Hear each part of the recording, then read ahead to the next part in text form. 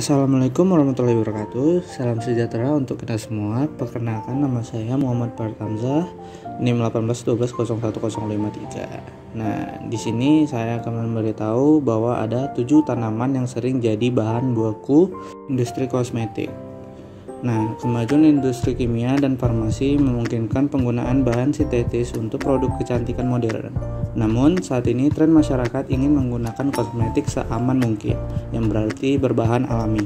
Kebutuhan bahan alami ini membuka peluang bagi petani untuk menanam tanaman yang banyak digunakan dengan industri kosmetik. Belum lagi permintaan budaya ekologis yang tinggi membuat kosmetik alami atau kosmetik yang menggunakan bahan alami banyak diminati. Berikut tanaman yang sering dijadikan bahan baku kosmetik. Nah, kita mulai dari lidah buaya.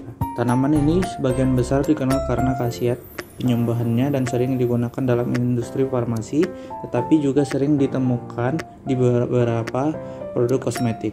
Daun lidah buaya mengandung gel lengket yang diekstrak dari daun dan lateks kuning diekstraksi dari lapisan luar daun. Aloe vera mengandung lebih dari 75 nutrisi dan 200 bahan lainnya, termasuk 20 mineral, 18 asam amino, dan 12 vitamin. Karena kualitasnya, jus dan gel lidah buaya digunakan dalam produk kosmetik dengan efek antiinflamasi, menenangkan, mengencangkan, melembabkan, dan melindungi kulit. Lidah buaya digunakan sebagai bahan krim wajah dan tubuh, produk perawatan rambut, dan deodoran alami. Eropa Barat menempati peringkat pertama dalam pasar ekstrak lidah buaya global, diikuti Asia Pasifik. Pasar lidah buaya menggabungkan beberapa segmen berbeda, dengan ekstrak daun lidah buaya menjadi segmen terbesar pada tahun 2015. Yang kedua ada mawar. Mawar bukan hanya bunga indah yang tersedia dalam beragam spesies, tetapi juga bahan kosmetik alami yang berharga.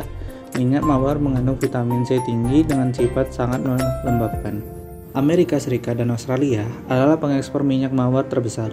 Harga minyak mawar di pasar global mendekati 9.000 euro per kilogram pada tahun 2016. Salah satu negara pengekspor mawar terbesar di Eropa adalah Bulgaria. Mawar Bulgaria terkenal karena penanamannya secara tradisional. Kurang dari 1% minyak mawar yang diproduksi di Bulgaria tetap berada di negara itu. Sisanya diekspor ke perusahaan kosmetik terkemuka Jerman, Swiss, dan Prancis. Mawar ini digunakan dalam banyak wewangian dan produk merek kelas atas seperti Chanel dan Dior. Yang ketiga ada kalendula.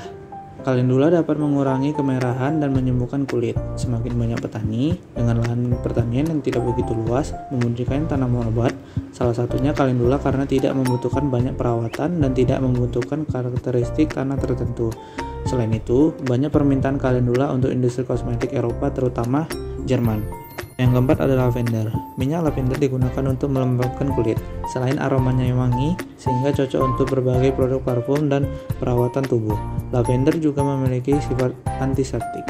Akademi Kedokteran Prancis menggunakannya sebagai desinfektan selama Perang Dunia Kedua. Penghasil lavender terbesar adalah Prancis, tepatnya Provence, yang terkenal dengan ladang lavendernya. Lebih dari 30% produksi lavender dunia berasal dari Prancis. Harga lavender terus meningkat di pasar dunia karena tingginya permintaan konsumen. Selain itu, karena pembudidaya lavender harus menghadapi hama dan perubahan iklim.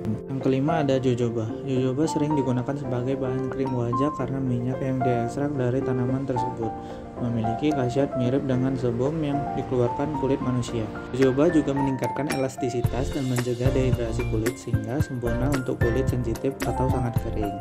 Ukuran pasar minyak jojoba lebih dari 150 juta dolar Amerika Serikat pada tahun 2015 dan diperkirakan akan tumbuh lebih jauh hingga tahun 2024. Produksi jojoba meningkat pesat di Peru, Australia, dan Argentina, terutama karena tingginya permintaan konsumen.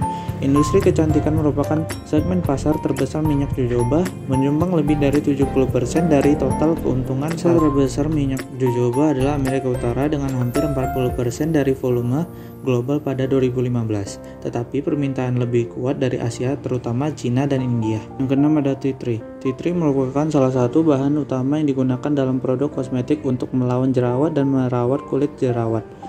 Tea tree dianggap sebagai salah satu alternatif alami terbaik untuk pengganti zat kimia yang berpotensi menyebabkan iritasi kulit. Australia berada di deretan terdepan dalam produksi minyak pohon teh dunia. Pada tahun 2012, lebih dari 400 metrik ton minyak pohon teh diproduksi di Australia, di mana 80% diekspor terutama ke Amerika Utara. Pasar lain dengan permintaan tinggi adalah Eropa termasuk Inggris dan Rusia, serta Asia. Sedangkan untuk lebih kecil ke Afrika, Mesir dan Afrika Selatan, dan Amerika Selatan, Chili, Kolombia, dan Brazil. Terakhir ada chamomile. Chamomile memiliki sifat antiinflamasi, antiseptik, dekongestan, desinfektan, analgesik, emolien, dan penyembuhan. Chamomile digunakan untuk berbagai produk kosmetik kulit, leher, tangan, rambut, atau kaki. Permintaan benih chamomile tertinggi di kawasan Asia Pasifik, disusul Eropa dan Amerika Utara. Tanaman ini dibudidayakan di Eropa, Asia, dan Amerika Utara, terutama di pertanian yang lebih kecil karena tidak membutuhkan banyak perawatan. Chamomile mudah tumbuh, tidak sensitif terhadap serangan hama dan mudah beradaptasi dengan kondisi lingkungan dan jenis tanah. Itu saja penjelasan singkat dari saya. Lebih dan kurang saya mohon maaf. Wassalamualaikum warahmatullahi wabarakatuh. Dadah.